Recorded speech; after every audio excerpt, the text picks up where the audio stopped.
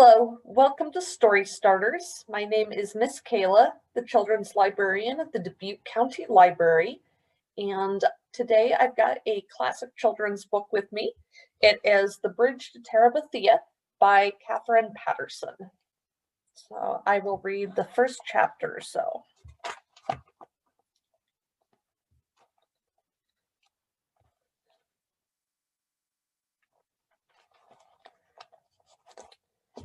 Chapter 1, Jesse Oliver Aarons Jr.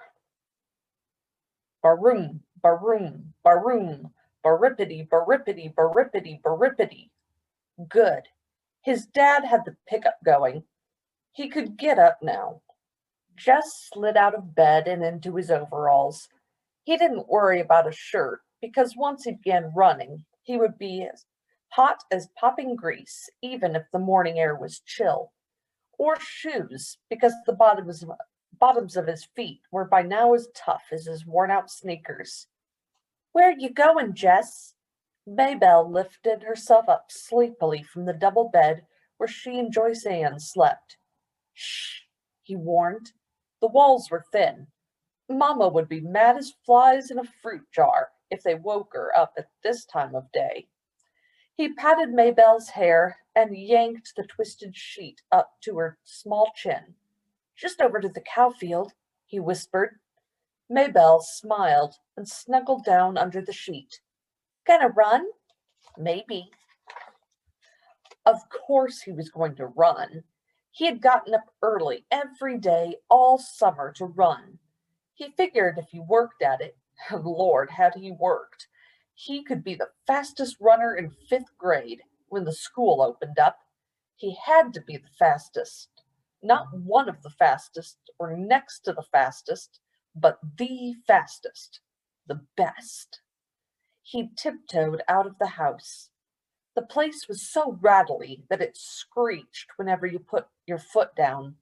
But Jess had found that if you tiptoed, it gave only a low moan, and he could usually get outdoors without waking Mama or Ellie or Brenda or Joyce Ann. Maybelle was another matter. She was going on 7, and she worshipped him, which was okay sometimes. When you were the only boy smashed between 4 sisters, and the older 2 had despised you ever since you stopped letting them dress you up and wheel you around in their rusty old doll carriage, and the littlest one cried if you looked at her cross-eyed, it was nice to have somebody who worshipped you, even if it got unhandy sometimes. He began to trot across the yard. His breath was coming out in little puffs, cold for August. But it was early yet. By noontime, when his mom would have him out working, it would be hot enough. Miss Bessie stared at him sleepily as he climbed across the scrap heap, over the fence and into the cow field. "Moo," she said, looking for all the world like another Maybelle, with her big brown droopy eyes. "Hey, Miss Bessie," Jess said soothingly, "just go on back to sleep." Miss Bessie strolled over to a greenish patch, most of the field was brown and dry, and yanked up a mouthful. "That a girl. Just eat your breakfast. Don't pay me no mind." He always started at the northwest corner of the field, crouched over like the runners he had seen on Wide World of Sports. "Bang!" he said, and took off flying around the cow field.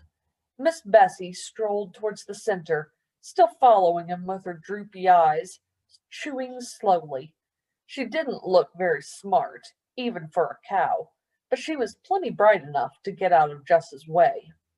His straw-colored hair flapped hard against his forehead, and his arms and legs flew out every which way.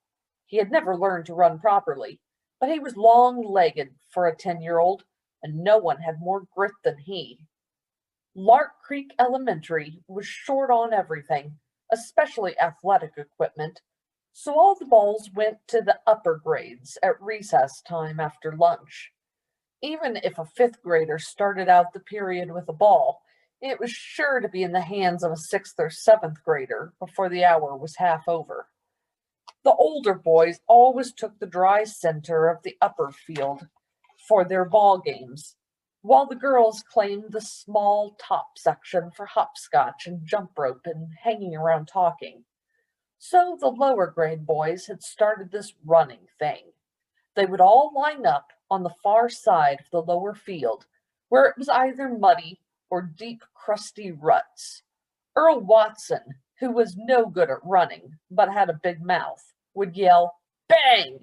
and they'd race to a line they'd towed across at the other end.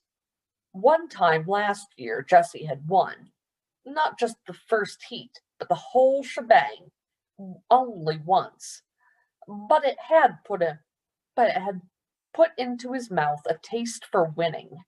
Ever since he'd been in first grade, he'd been that crazy little kid that draws all the time. But one day, April the 22nd, a drizzly Monday it had been, he ran ahead of them all, the red mud slooching up through the holes in the bottom of his sneakers. For the rest of the day, and until after lunch on the next, he had been the fastest kid in the third, fourth, and fifth grades, and he was only a fourth grader.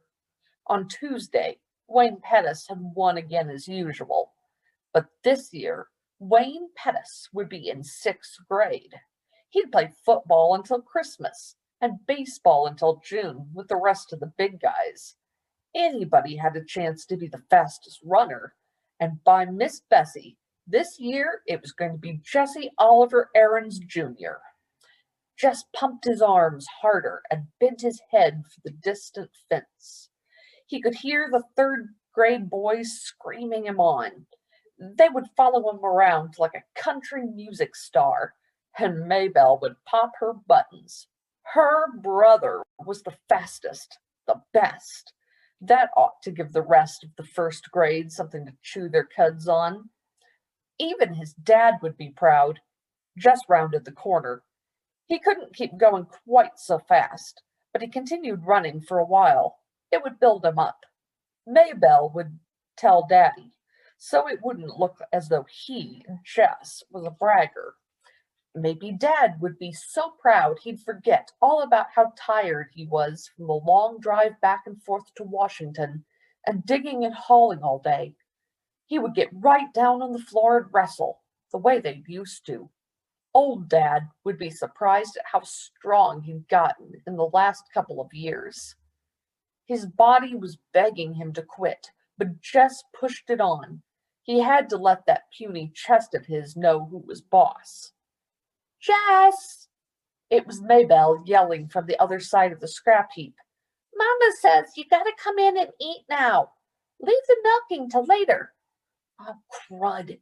He'd run too long. Now everyone would know he'd been out and start in on him. "Yeah, okay." He turned, still running, and headed for the scrap heap. Without breaking his rhythm, he climbed over the fence, scrambled across the scrap heap, thumped Maybelle on the head, "Ow!" and trotted on to the house. "Well, look at the big Olympic star," said Ellie, banging 2 cups onto the table so that the strong black coffee sloshed out. "Sweating like a knock-kneed mule." Jess pushed his damp hair out of his face and plumped down on the wooden bench. He dumped 2 spoonfuls of sugar into his cup and slurped to keep the hot coffee from scalding his mouth. "Ugh, Mama, he stinks." Brenda pinched her nose with her pinky crooked delicately. "Make him wash."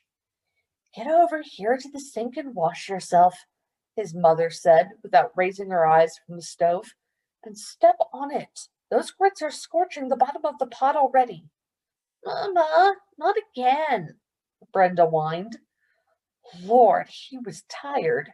There wasn't a muscle on his body that didn't ache. "You heard what Mama said," Ellie yelled at his back.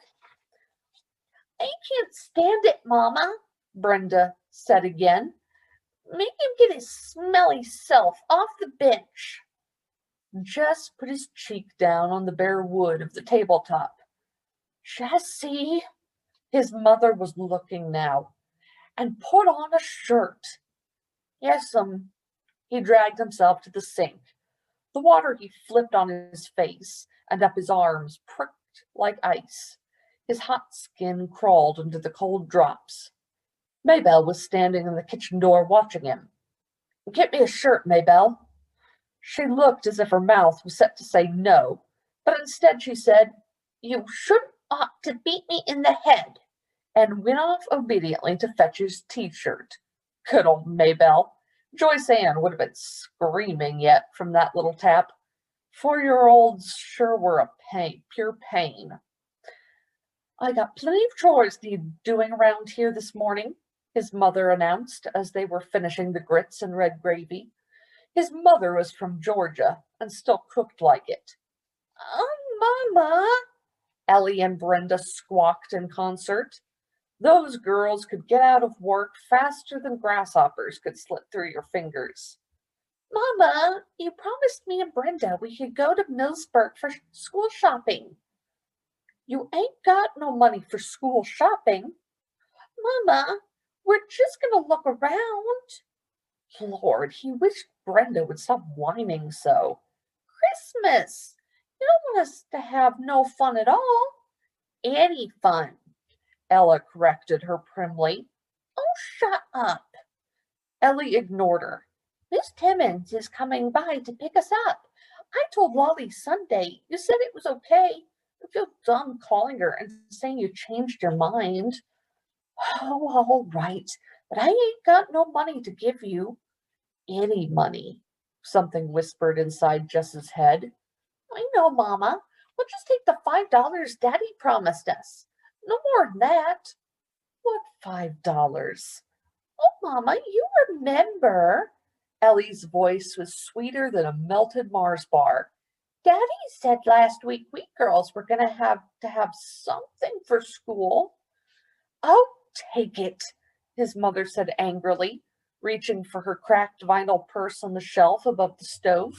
She counted out 5 wrinkled bills. Mama, Brenda was starting again.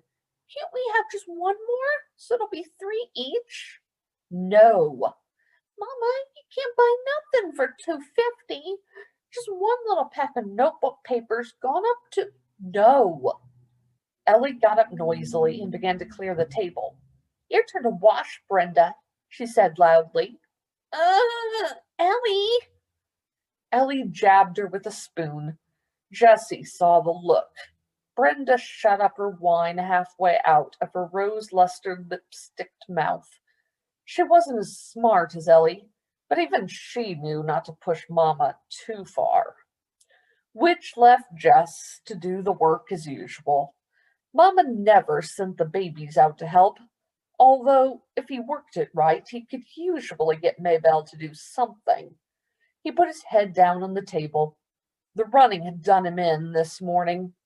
Through his top ear came the sound of the Timmons's old Buick. Once oil, his dad would say, and the happy buzz of voices outside the screen door as Ellie and Brenda squashed in among the 7 Timmonses. All right, Jessie, get your lazy self off the bench. Miss Bessie's bag is probably dragging round by now. You still got beans to pick. Lazy. He was the lazy one. He gave his poor dead weight of a head 1 minute more on the tabletop. Jessie! Okay, Mom, I'm going. It was Maybelle who came to tell him in the bean patch that people were moving into the old Perkins place down on the next farm. Just wiped his hair out of his eyes and squinted. Sure enough, a U-Haul was parked right by the door, one of those big jointed ones. These people had a lot of junk, but they wouldn't last. The Perkins place was one of those ratty old country houses you moved into because you had no decent place to go, and moved out just as quickly as you could. He thought later how peculiar it was that here was probably the biggest thing in his life, and he had shrugged it off as nothing. The flies were buzzing around his sweating face and shoulders. He dropped the beans into the bucket and swatted with both hands. Get me my shirt, Maybelle. The flies were more important than any U-Haul. Maybelle jogged to the end of the row and picked up his t-shirt from where it had been discarded earlier. She walked back, holding it with 2 fingers way out in front of her. It stinks, she said, just as Brenda would have. Oh, shut up, he said, and grabbed the shirt away from her.